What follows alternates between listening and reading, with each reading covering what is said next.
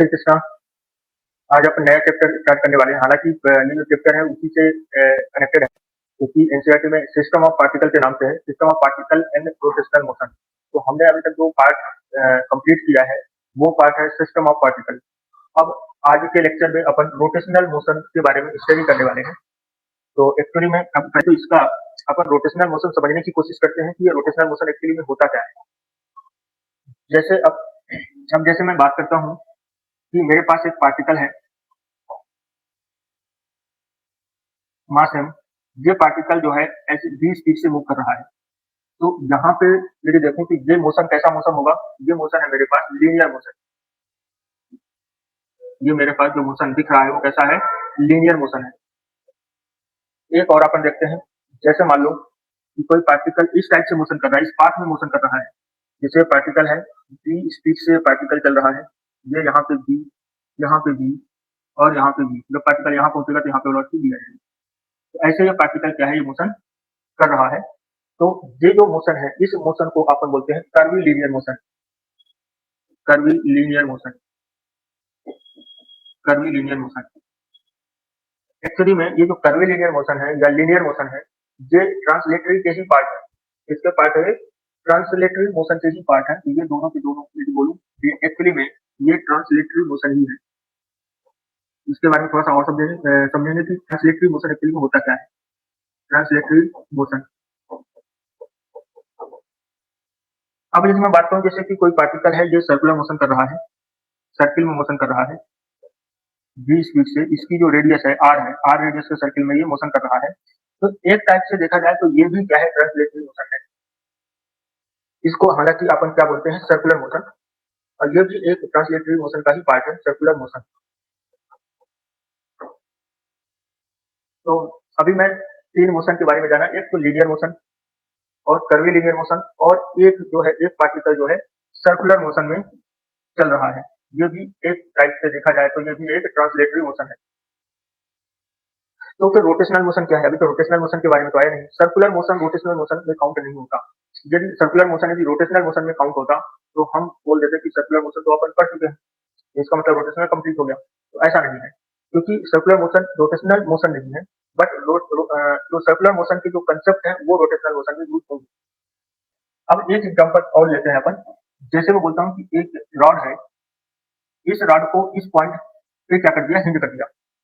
अब हिंज करने के बाद ये इसको मैं ओमेगा से घुमा दिया, इस रॉड को ओमेगा से घुमा दिया। लेंथ L है, मास m है, ये घुमा दिया। अब ये रॉड जो है घूम रही है, अब ये ऐसी रॉड घूम रही है। तो मैं यहाँ पे बोलूंगा कि इस रॉड का जो रोटेशन है ये रोटेशनल मोशन है, और ये रोटेशनल मोशन कौन सा है, pure rotational motion, pure rotational motion, pure rotational motion. मतलब यहाँ पर भी तो ऐसे ही कुछ है, ये पार्टिकल भी ऐसे घूम रहा था। बट हाँ, यहाँ पे मैं बोल सकता हूँ कि इस रॉड के हर पार्टिकल, इस रॉड के हर पार्टिकल, जितने भी पार्टिकल थे वो सर्कुलर मोशन करते हैं। जैसे इस पार्टिकल की बात करूँ कि ये पार्टिकल इतना इस रेडियस में सर्कुलर मोशन कर रहा होगा, ये पार्टिकल इस सर्कुलर मोशन में इस सर्कुलर मोशन कर रहा होगा, और ये वाला पार्टिकल इस रेडियस पर सर्कुलर मोशन कर रहा होगा। यानी कि ये जो रॉड है, ये रॉड रोटेशनल मोशन तो कर रही है, लेकिन इसके जो पार्टिकल्स हैं, इसके पार्टिकल्स सर्कुलर मोशन करते हैं। तो फिर ट्रांसलेटरी, अब तो यहाँ पे बोलेंगे कि यहाँ पर भी तो ये पार्टिकल सर्कुलर मोशन कर रहा था, बट इसको रोटेशनल मोशन नहीं बोले। बट रॉड यदि रोटेट हो रही है ओमेगा से, तो इसको अपन रोटेशनल मोशन बोल रहे हैं। तो इन दोनों में अंतर क्या है फिर, क्योंकि आप इसको सर्कुलर मोशन बोल रहे हो, यहाँ पे हर पार्टिकल तो सर्कुलर मोशन कर ही रहा है, इसको सर्कुलर मोशन क्यों नहीं बोल रहे, ये तो रोटेशनल मोशन कहलाया। अब रोटेशनल मोशन और ट्रांसलेटरी मोशन में एक कॉमन सा डिफरेंस बता देता हूँ मैं, कि एक्चुअली में जो ट्रांसलेशनल मोशन की यदि बात करूँ या ट्रांसलेटरी मोशन की बात करूँ, इसकी यदि बात करूँ, तो एक्चुअली में इसकी कंडीशन ये है कि कोई भी रिजिड बॉडी है, कोई भी रिजिड बॉडी है, मैं रिजिड बॉडी की बात कर रहा हूँ, रिजिड बॉडी, कोई भी रिजिड बॉडी है, रिजिड बॉडी के हर पॉइंट्स, रिजिड बॉडी के हर पॉइंट्स सेम स्पीड से, सेम वेलोसिटी से चलते हुए दिखाई देंगे। जैसे ये वाला पार्टिकल है, कितनी की स्पीड से, v से जा रहा है, तो हर पार्टिकल से v से ही चलेगा, हर पार्टिकल से v स्पीड से ही, v स्पीड से और या v वेलोसिटी से चलने वाला है हर पार्टिकल। तो यदि बॉडी के हर पार्टिकल सेम वेलोसिटी से चलते हैं तो उसको अपन क्या बोलते हैं, ट्रांसलेटरी मोशन। क्या बोलते हैं इसको, ट्रांसलेटरी मोशन। और अब यदि मैं थोड़ा सा बात करूं कि रोटेशनल मोशन में क्या अंतर है। ये तो ट्रांसलेटरी मोशन समझ आया। एक मैं रोटेशनल मोशन का भी एक पॉइंट डिस्कस करता हूँ। रोटेशनल मोशन, इसमें क्या होगा कि जितने भी पार्टिकल, रिजिड बॉडी के जितने भी पार्टिकल्स होंगे, जैसे कि ये रिजिड बॉडी है, ये रिजिड बॉडी क्या कर रही है, प्योर रोटेशन कर रही है, ओमेगा से क्या कर रही है, ये घूम रही है। इस पॉइंट के अबाउट ये पार्टिकल रोटेट हो रहा है। अब मैं देखूंगा कि यहाँ पे देखूंगा कि ये पार्टिकल की बात करूं या ये पार्टिकल की बात करूं या इस पार्टिकल की बात करूं, हर पार्टिकल की यहाँ पे वेलोसिटी देखूंगा। इस पार्टिकल की देखूंगा तो ये R1 है, ये बोलूंगा ओमेगा R1 होगी वेलोसिटी, इसकी वेलोसिटी इधर होगी ओमेगा R2। तो हर पार्टिकल की ये R2 है, ये यहाँ पे इस पार्टिकल की बात करूं R3 है, ये होगी ओमेगा R3। यहाँ पे देखूंगा हर पार्टिकल की वेलोसिटी क्या होगी, अलग अलग होगी।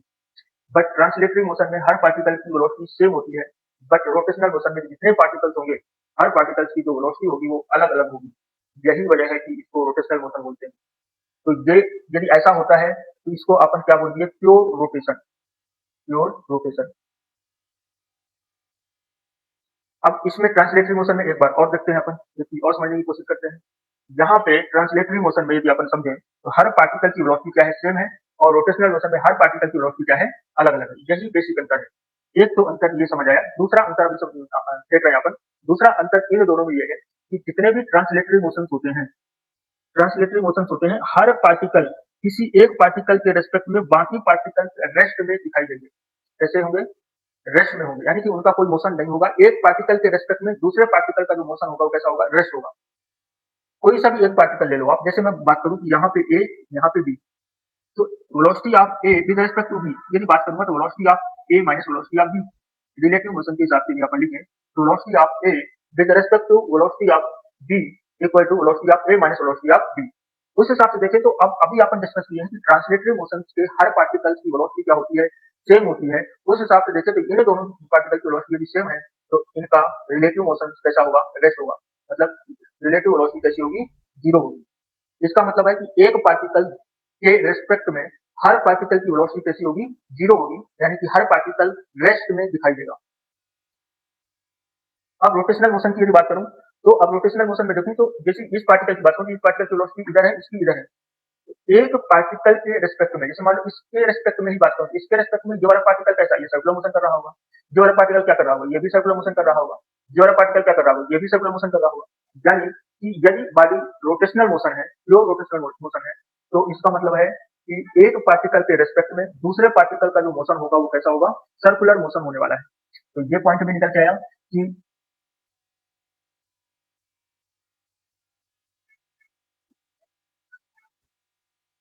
motion of any particle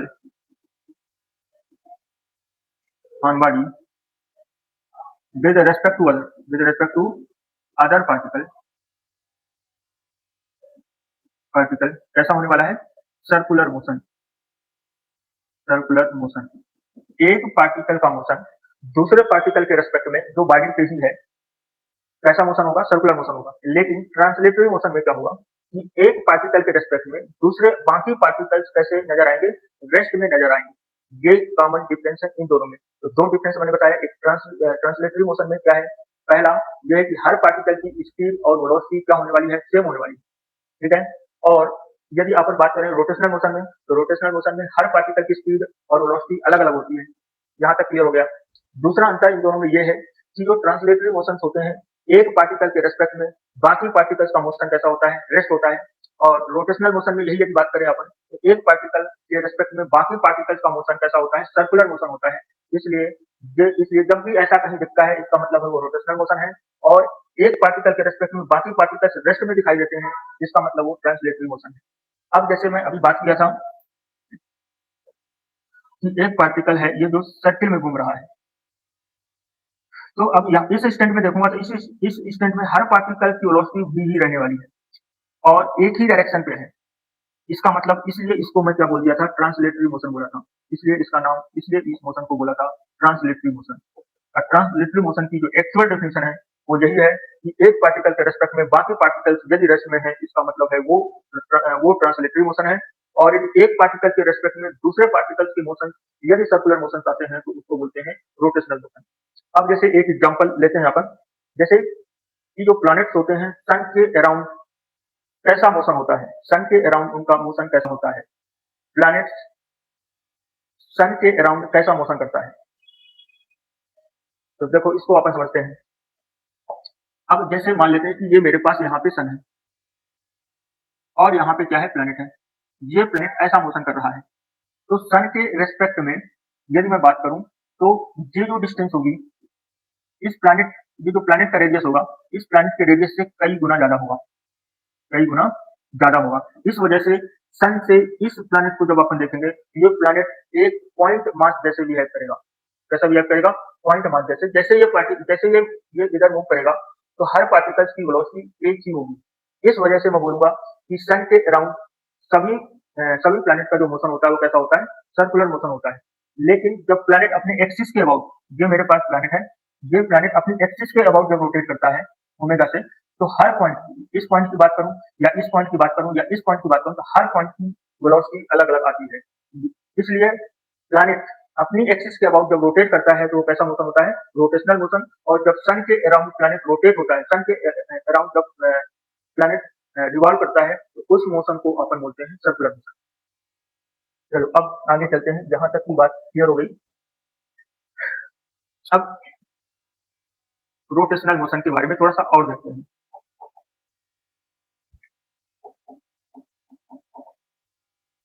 अभी अपन एक रॉड वाला एग्जांपल लिया था, उसको एक बार दोबारा से देखते हैं। क्या ये जो मैं डिफिनेशन बताया हूँ, क्या उससे ये बात क्लियर हो रही है कि नहीं हो रही? जैसे ये रॉड है, ये रॉड ओमेगा से क्या हो रही है, रोटेट हो रही है।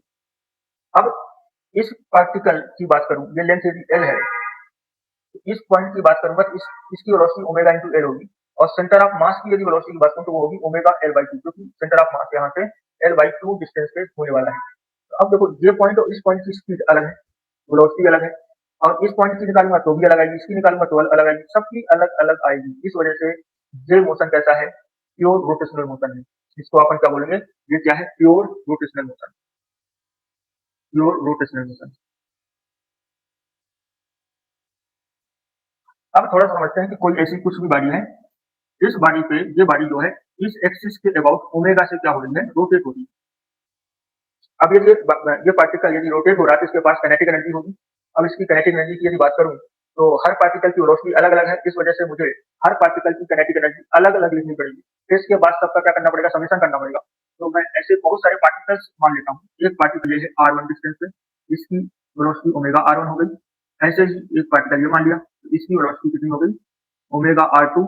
मैं इसका मास मान लेता हूँ m1, इसका मास मान लेता हूँ m2। ऐसे बहुत सारे पार्टिकल्स ऐसे कंसीडर कर लूंगा, ओमेगा r3, ये r3 है, इसका मास कितना m3। ऐसे करके एक पार्टिकल और ले लिया। ऐसे करके इनफाइनाइट पार्टिकल्स अपन कंसीडर कर लिए। ऐसे करके कितने पार्टिकल कंसीडर कर लिए, इनफाइनाइट पार्टिकल्स को क्या कर लिए, कंसीडर कर लिए। और हर पार्टिकल की अपन वेलोसिटी निकालिए, वेलोसिटी निकालने के बाद हर पार्टिकल की काइनेटिक एनर्जी भी कैलकुलेट कर सकते हैं। तो कैलकुलेशन ऑफ, मैं यहाँ पे लिख देता हूँ, कैलकुलेशन ऑफ काइनेटिक एनर्जी। अब काइनेटिक एनर्जी निकालते हैं, देखते हैं आती क्या है। क्योंकि यदि पार्टिकल मूव कर रहे हैं, पार्टिकल का मोशन है, जिसका मतलब है कि उसके पास काइनेटिक एनर्जी होगी, तो हर पार्टिकल की काइनेटिक एनर्जी अलग अलग होगी। उसका रीजन ये है कि हर पार्टिकल की वेलोसिटी अलग अलग है, हर पार्टिकल की स्पीड अलग अलग है। यही वजह है कि हर पार्टिकल की काइनेटिक एनर्जी यहाँ पे अलग अलग होने वाली है। हर पार्टिकल की काइनेटिक एनर्जी निकालेंगे, निकालने के बाद सबका क्या करने वाले हैं, यहाँ पे समेशन करने वाले हैं। तो एक एक करके काइनेटिक एनर्जी निकालते हैं अपन। काइनेटिक एनर्जी यदि अपन इस बॉडी की निकालें, इस पार्टिकल की निकालें, तो कितना बनेगा, 1/2 m1 इंटू ओमेगा r1, ये वेलोसिटी, इसका square, plus 1/2 into m2 omega r2 का square, plus 1/2 m3 omega r3 का स्क्वायर। ऐसे करके इनफाइनाइट पार्टिकल्स हैं। जितने भी पार्टिकल्स होंगे, हर पार्टिकल की काइनेटिक एनर्जी निकालते हैं, यहाँ पे अपन क्या करने वाले हैं, ऐड करने वाले हैं। तो अब देखते हैं काइनेटिक एनर्जी, के ई इक्वल टू, अब यहाँ पे बात करें तो यहाँ पे कुछ कॉमन आ जाएगा। तो ऐसा करते हैं, इसको पहले लिख ही लेते हैं, स्क्वायर कर लेते हैं पहले। तो 1/2 m1 ओमेगा स्क्वायर r1 का square, plus 1/2 m2 omega square r2 square, plus 1/2 m3 omega cube r3 की पावर, ये स्क्वायर है, r3 का square, plus dot dot dot. अब क्या करते हैं, यहाँ पे कॉमन निकाल लेते हैं।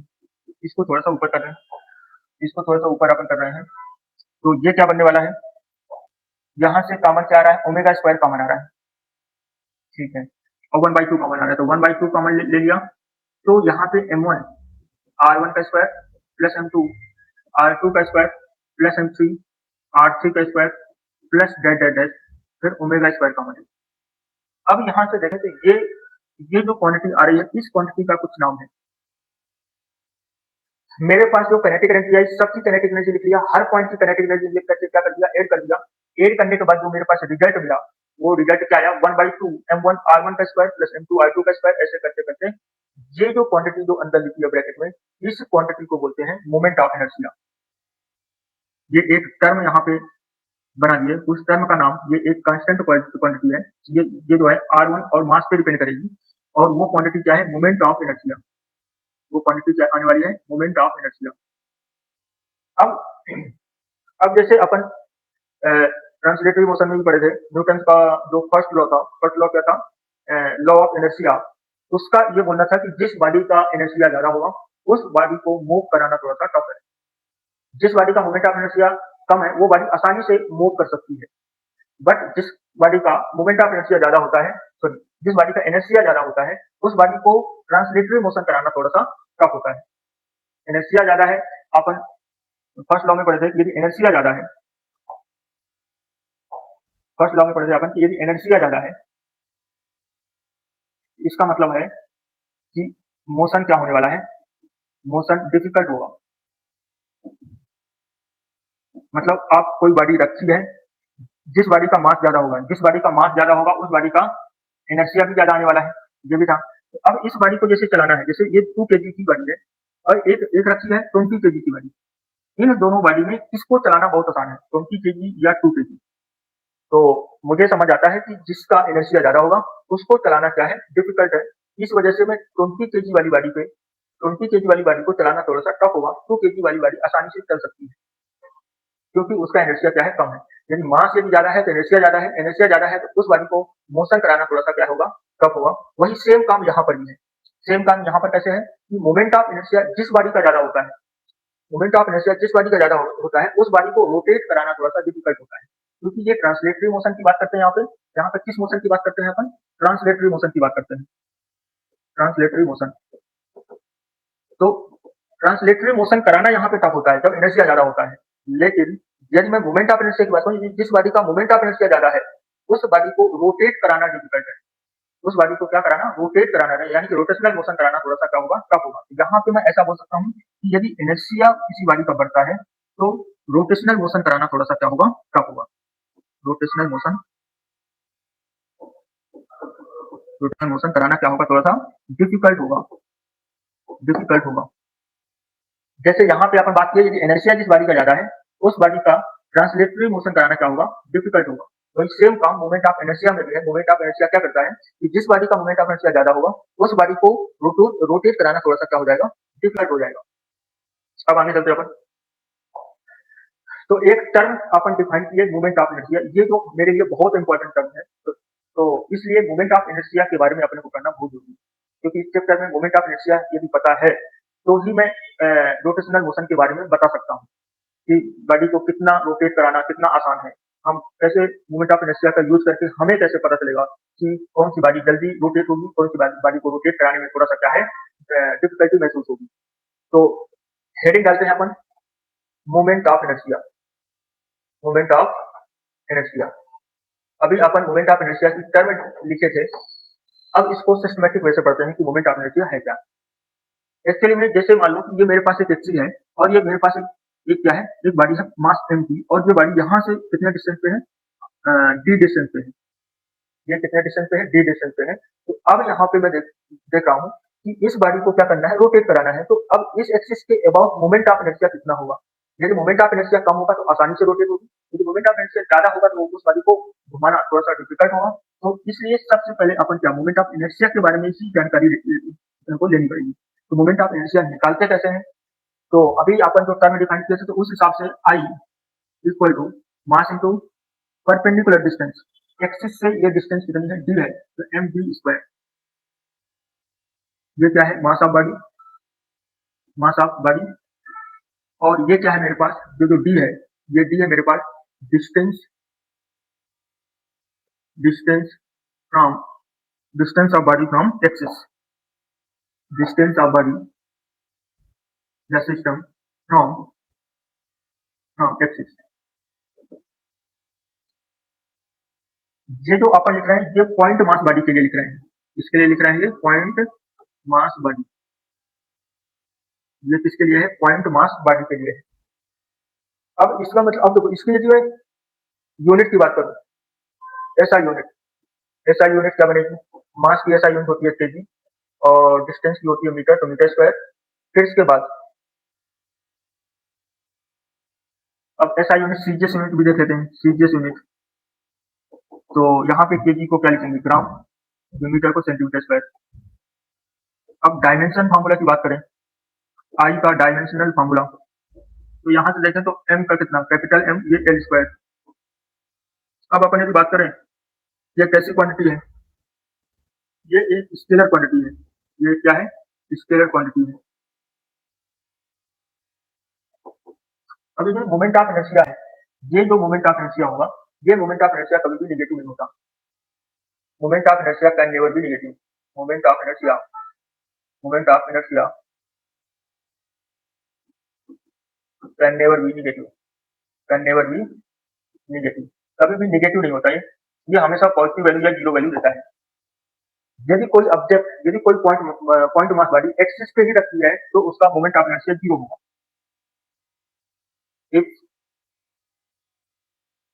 if a point mass body kept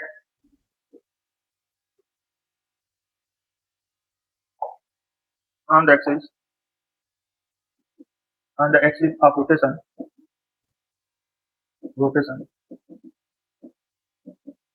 then moment of inertia of that body,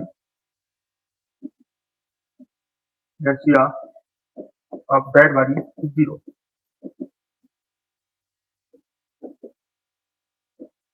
ये एक पॉइंट है, यदि कोई भी पॉइंट मास बॉडी यदि एक्सिस पे ही रखी है तो उसका मोमेंट ऑफ इनर्शिया कितना होता है, जीरो होता है। आगे बढ़ते हैं अपन, अब मोमेंट ऑफ इनर्शिया यदि थोड़ा सा और देखें अपन, तो मोमेंट ऑफ इनर्शिया अपन I equal to M D square, जो कि ये एक्सिस है, एक्सिस से डी डिस्टेंस पे एक मास रखा हुआ है, तो मोमेंट ऑफ इनर्शिया, अब अपन लिखते हैं मोमेंट ऑफ इनर्शिया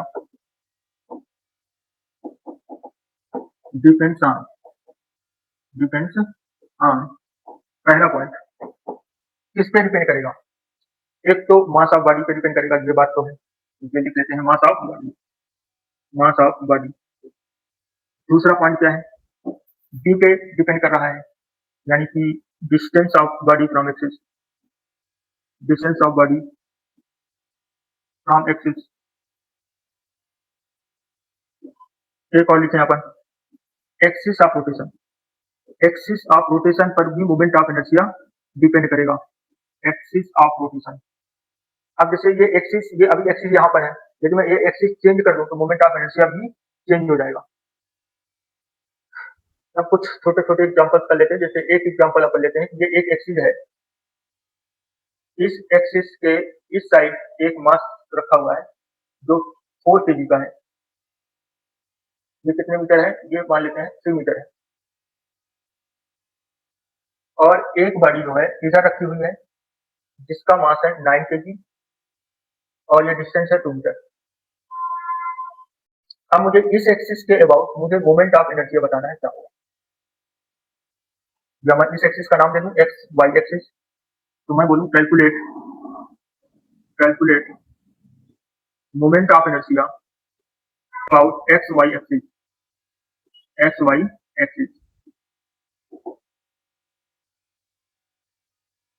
मुझे एक्सिस पता होनी चाहिए और कितने पार्टिकल्स हैं, 2 पार्टिकल्स, और दोनों पार्टिकल्स जो है एक्सिस से कितनी दूर पे रखे हुए हैं ये गिवन है। तो अब मोमेंट ऑफ इनर्शिया इस बॉडी का लिखूंगा, इस बॉडी का लिखूंगा, और दोनों का मोमेंट ऑफ इनर्शिया क्या कर दूंगा, प्लस कर दूंगा। मोमेंट ऑफ इनर्शिया कभी नेगेटिव नहीं होता, तो हम नेगेटिव यहाँ पे नहीं करेंगे, ठीक है। तो पहले इस बॉडी का मोमेंट ऑफ इनर्शिया यदि लिखूं I1, तो मुझे लिखना चाहिए 9 into M into D square मतलब 2 का स्क्वायर। इसको सॉल्व करूंगा तो ये बनेगा 36 केजी मीटर स्क्वायर। ये बना यहाँ पे। अब यदि मैं बात करूं यहाँ पे अब इसका मोमेंट ऑफ इनर्शिया I2, तो 4 इंटू 3 का स्क्वायर, इसको सॉल्व करूंगा तो ये भी नहीं बनेगा केजी मीटर स्क्वायर।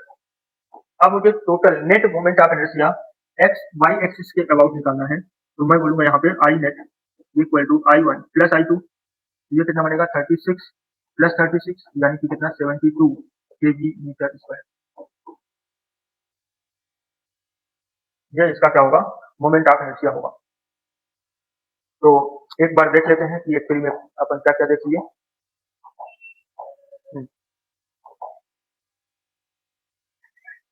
सबसे पहले हमने देखा कि एक्चुअल में कि लीनियर मोशन किसको बोलते हैं, लीनियर मोशन, फिर उसके बाद कर्वीलिनियर मोशन क्या है, फिर उसके बाद सर्कुलर मोशन क्या है। ये समझने के बाद फिर अपन क्या समझ लिए कि एक्चुअली में रोटेशनल मोशन क्या है, प्योर रोटेशनल मोशन।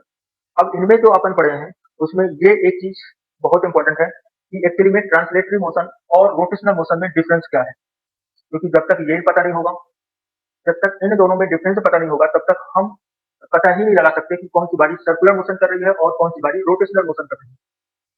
तो दो डिफरेंस बताया, इसमें भी दो पॉइंट्स हैं कि ट्रांसलेटरी मोशन किसको बोलते हैं कि एक पार्टिकल के रेस्पेक्ट में बाकी पार्टिकल का मोशन कैसा होगा, रेस्ट होगा। और एक इसमें और एक पॉइंट और है कि हर पार्टिकल की वेलोसिटी क्या होगी, सेम होगी। रोटेशनल मोशन में हर पार्टिकल की वेलोसिटी क्या होगी, अलग अलग होगी। और एक पार्टिकल के रेस्पेक्ट में बाकी पार्टिकल का जो मोशन होता है वो सर्कुलर मोशन होता है। फिर इसके बाद हमने पढ़ा, फिर यहाँ पे काइनेटिक एनर्जी निकालने की कोशिश की।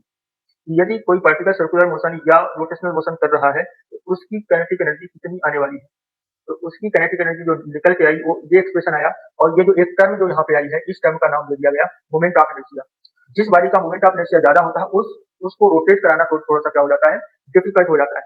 अब फिर इसके बाद जो है मोमेंट ऑफ इनर्शिया के बारे में देखें कि एक्चुअली में मोमेंट ऑफ इनर्शिया कैलकुलेट कैसे करते हैं, उसकी कैलकुलेशन, उसका फॉर्मूला क्या है, और ये कैसी क्वांटिटी है। तो यहाँ पे अपन लिख दिए सब, ऐसा यूनिट ये है, सीजीएस यूनिट ये हो गई, और इसका डायमेंशन फॉर्मूला, और ये स्केलर क्वांटिटी है।